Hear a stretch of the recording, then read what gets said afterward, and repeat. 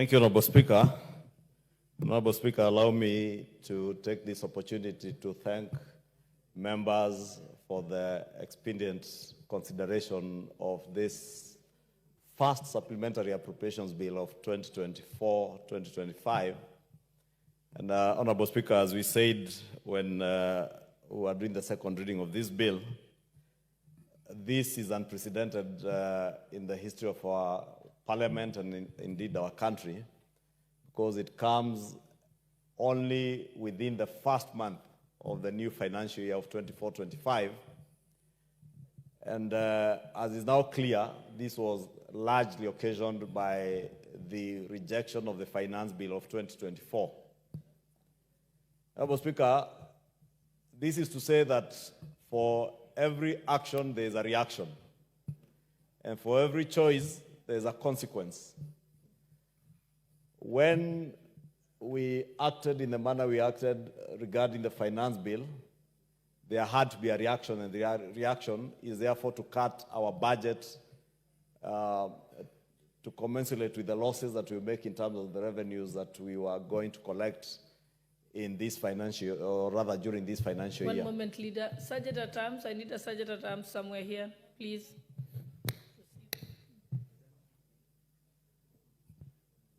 Thank you, Honorable Speaker. I was saying, Honorable Speaker, and also because we made a choice, we have to live with the consequences. We made a choice to forego part of our revenue generation measures or revenue raising measures in this financial year.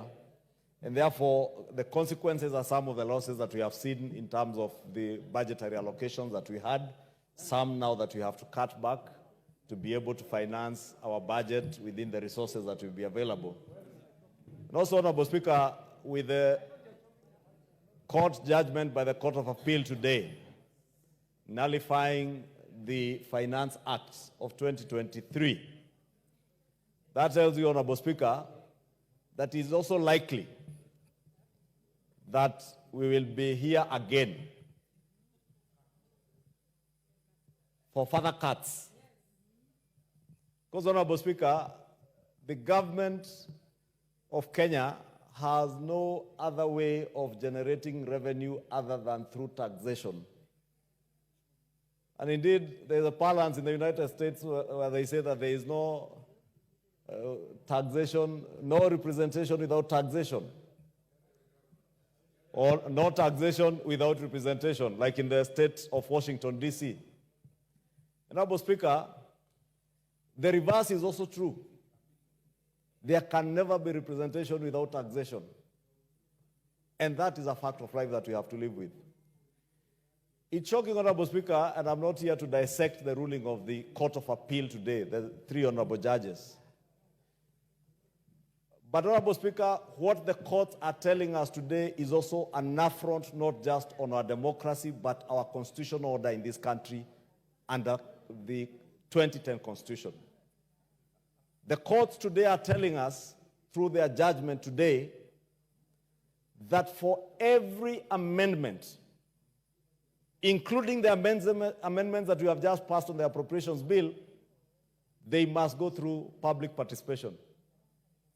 The courts are telling us that amendments that emanate from the public participation process must then be taken back to the people for a second round of public participation.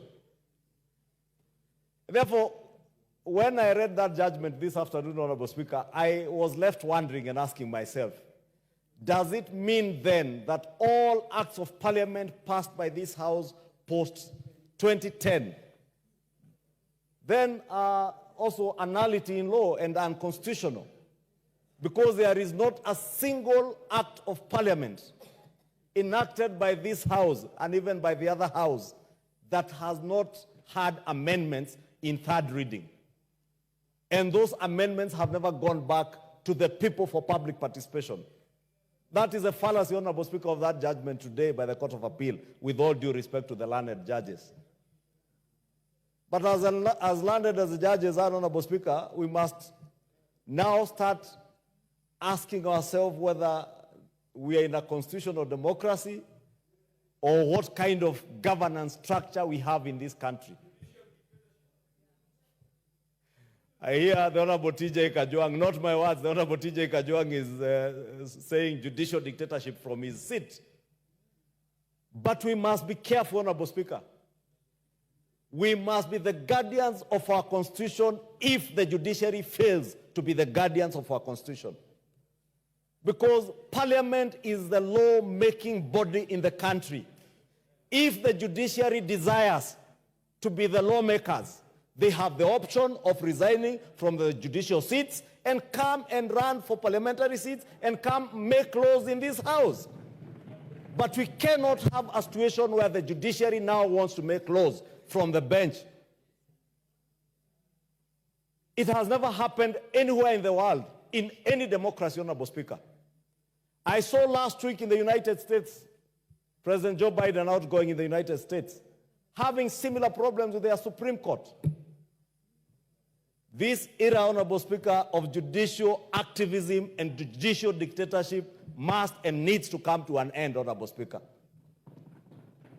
Because the judiciary is telling us that the legislative arm of government cannot legislate now.